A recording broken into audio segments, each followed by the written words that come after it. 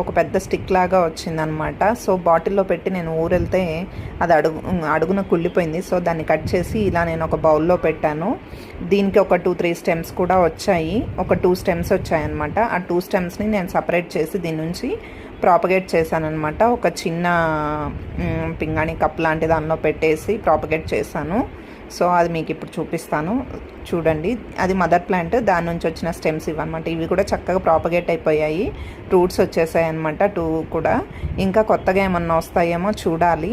ఒకవేళ స్టెమ్స్ అలా వస్తూ ఉంటే వాటిని కట్ చేసి ఇలా ప్రాపగేట్ చేసి ఒక బంచ్ ఆఫ్ లక్కీ బ్యాంబూ ప్లాంట్ని తయారు చేసుకోవచ్చు అనమాట మనమే ఇంట్లో.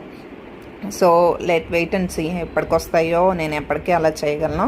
సో ఇంకా పాస్తా చేయడానికి అన్నీ రెడీగా పెట్టుకున్నాను. ఇంకా ఆలస్యం చేయకుండా నా స్టైల్లో పాస్తా చూసేద్దాం.